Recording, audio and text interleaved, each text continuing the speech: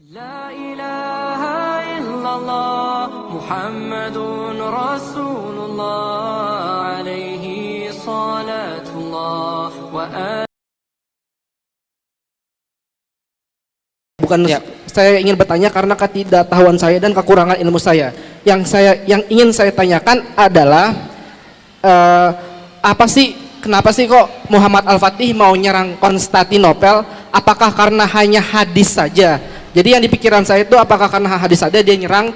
Kan logikanya menurut saya ya kan gini. Masa sih apakah ajaran Islam seperti itu? Apakah umat Islam datang berbondong-bondong tiba-tiba nodong Konstantinopel? Padahal kan salahnya apa gitu?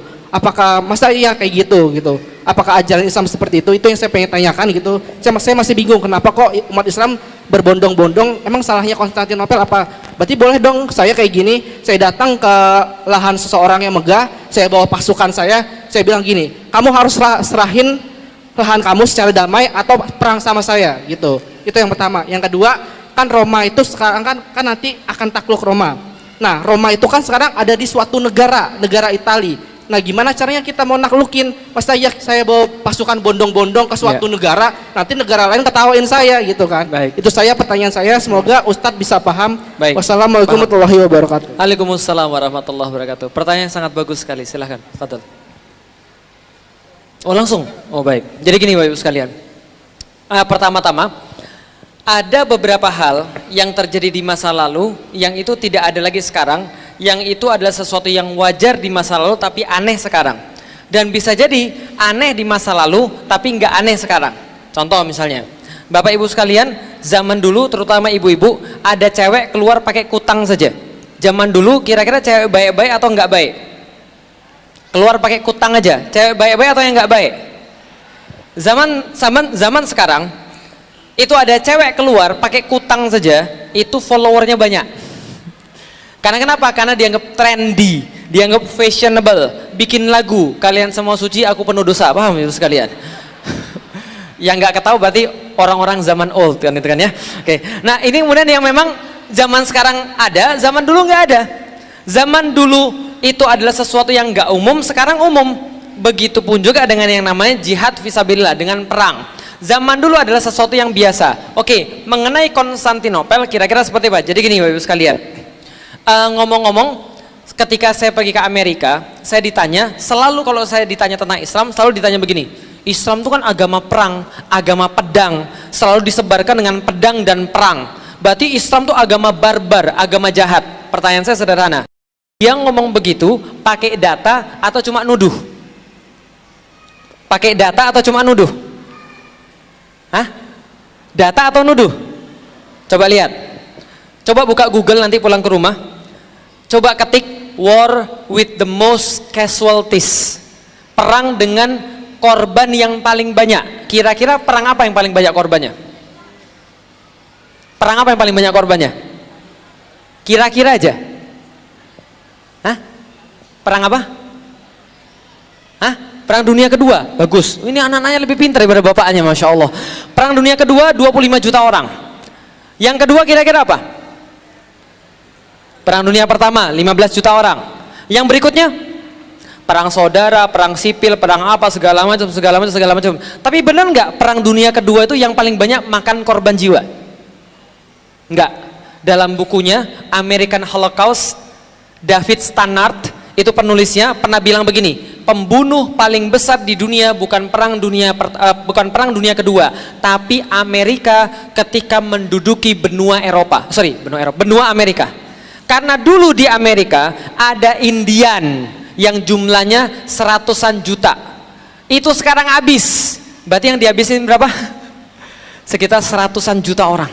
Habis kemudian oleh bangsa Amerika. Berarti pembunuh terbesar di antara list 1 sampai 10 itu ada orang muslim nggak?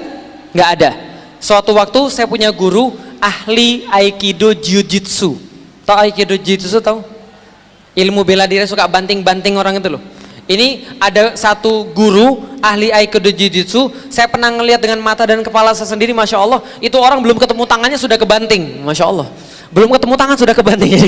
Saking ahlinya dia ini. Dia pernah pergi ke Jepang, ketemu dengan Grand Sheikh yang ngajarin Aikido Jiu-Jitsu, kemudian Grand Sheikh-nya bilang begini, kamu muslim ya? Iya. Oh, saya kagum dengan Islam. Kenapa? Islam itu ajarannya kayak Bushido Jepang. Lah kenapa? Sangat kesatria. Dan saya kagum dengan orang Islam karena Islam adalah satu-satunya agama yang boleh perang. Lantas guru saya ini bilang begini, kamu main-main sama saya, ngece kamu ya, kira-kira gitulah. Lalu Grand Sheikh-nya bilang begini, enggak, saya serius. Lihat, Islam adalah satu-satunya agama yang punya aturan perang, makanya perangnya susah. Coba lihat perangnya di dalam Islam. Kata Rasul, jangan bunuh pendeta, jangan bunuh anak-anak, jangan bunuh yang tidak bersalah, jangan bunuh para perempuan, jangan membumi hanguskan tempat ibadah. Yang sudah masuk tempat ibadah jangan dicari lagi, jangan potong pohon tempat berteduh orang. Betul? Itu susahnya minta ampun. Maka perang dalam Islam susah. Agama yang lain, kata dia, nggak diatur perangnya, makanya perang terus. Paham teman-teman sekalian? Oke, coba lihat, balik lagi pada Konstantinopel. Konstantinopel dengan Islam itu clash yang tidak terelakkan. Zaman dulu yang memerangi Islam pertama kali itu orang-orang Konstantinopel. Perang apa? Satu, ketika Rasul masih ada namanya perang Mu'tah. Bukan perang Mut'ah, itu beda ya. Perang Mu'tah. Di tempatnya di daerah namanya Mu'tah, itu perang antara Rasulullah dan Konstantinopel. Heraklius dengan kemudian prajurit-prajurit Rasulullah. Itu yang pertama. Yang kedua, Yarmuk, sama. Perang apa lagi setelah perang Yarmuk? Mereka yang nyerang. Perang Malazgirt pada tahun 1071 dengan Turki Saljuk. Itu mereka juga yang nyerang. Apalagi banyak lagi perang-perang yang lain sampai akhirnya terjadi penaklukan Konstantinopel. Jadi itu tidak terelakkan sama sekali. Karena kalau misalnya kita kemudian tidak berjihad ke sana, mereka yang futuh ke kita. Oke, kalau gitu kita lihat yang beberapa alasan yang lain. Sekarang saya tanya, teman-teman pernah nonton film bioskop? Pernah? Yang bagus tapi pernah? Kalau pas nonton film yang bagus, kasih tahu teman-temannya nggak? Setelah nonton kasih tahu teman-temannya nggak? Kamu harus nonton, bagus banget bro, keren, benar-benar keren bro. Pertanyaan saya, kalau sama film yang bagus saja Anda sebarkan kemana-mana, Anda merasa Islam ini bagus atau tidak? Anda merasa Islam bagus atau tidak? Anda sebarkan atau tidak? Maka penyebaran di dalam Islam namanya futuhat. Futuhat itu jihad. Futuhat membuka, bukan memerangi. Membuka, bukan menjajah. Makanya di dalam Islam, coba baca kisah-kisah penaklukan Islam, itu orang-orang meminta ditaklukkan oleh Islam. Misalnya contoh, orang Yahudi yang ada di Syam, yang ada di Palestina sekarang bilang begini, lebih baik kami ditaklukkan oleh Islam. Lah kenapa? Pas kami ditaklukkan oleh Romawi, kami diusir dari kota Yerusalem. Ketika kami ditaklukkan oleh Islam, kami boleh pergi ke Yerusalem. Maka lebih baik Islam daripada yang lain. Orang Nasrani ketika di Syam juga mereka berkata, lebih baik kami dijajah oleh Muslim daripada dijajah oleh Romawi. Padahal kita bukan menjajah. Lah kenapa? Bagi mereka, ketika orang Muslim yang menguasai, mereka lebih tenang, mereka lebih adil. Bisa dipahami teman-teman sekalian? Itu Islam, futuhat, bukan memerangi, bukan menjajah. Jadi kalau bisa kita pengen menyebarkan, itu yang kita lakukan, bukan memerangi, tapi membuka. Oke, berbicara tentang kota Roma, bagaimana penaklukannya? Ada satu hadis, Rasul berkata begini, ada sebuah kota, sebelahnya lautan, sebelahnya daratan. Orang mengira Konstantinopel, tapi ada ulama yang mengatakan ini kota Roma. Sebelahnya lautan, sebelahnya daratan. Maka kata Rasulullah, tidak terjadi hari kiamat sebelum 70.000 Bani Ishak datang ke sana.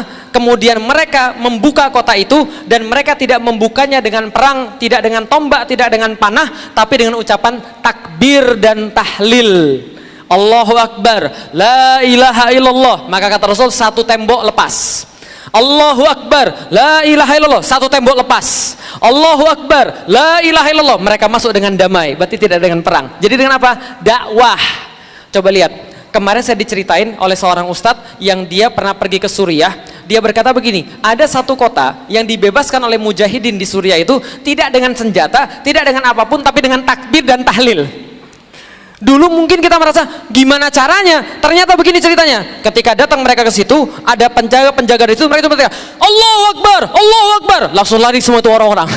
Jadi orang-orang itu takut karena takbir. Ya mungkin bukan begitu keadaannya pas di Roma, tapi bisa jadi karena dakwah kita masuk ke sana. Dan 70.000 Bani Ishak itu bukan orang-orang Arab, karena Bani Ishak itu bukan Bani Ismail. Bisa dipahami ya? Berarti itu bisa jadi adalah orang-orang Eropa yang masuk Islam, mereka membuka kota itu sendiri. Karena pada faktanya kalau teman-teman buka Pew Research, pada tahun 2050, maka kaum muslim sudah setara dengan orang-orang Kristen di seluruh dunia. Bahkan ada banyak yang memprediksi bahwa Islam di tempat-tempat di Eropa sudah mencapai 10-15% populasi. Dan untuk pertama kalinya, Eropa tidak akan didominasi oleh orang Kristen, karena mereka sudah di bawah 50%. Itu data dari Pew Research. Artinya adalah apa? Dakwah, bukan perang. Gitu ya. Tapi kira-kira zaman depan nanti masih ada perang atau tidak? Masih. Karena perang tidak akan pernah berhenti sampai akhir zaman. Artinya kaum muslim itu sifatnya kesatria. Maka mereka tidak lari seperti orang-orang Yahudi. Tapi mereka nggak nyari musuh. Kata Rasulullah, jangan cari musuh. Tapi kalau ada musuh di depan kalian, jangan lari. Bisa difahami teman sekalian. Jangan cari musuh, jangan mengharap mati, jangan mengharap perang. Tapi kalau sudah musuh di depan Anda, jangan lari. Bisa difahami teman sekalian? Adil Islam kira-kira? Oke, baik, terima kasih. Silakan kalau ada.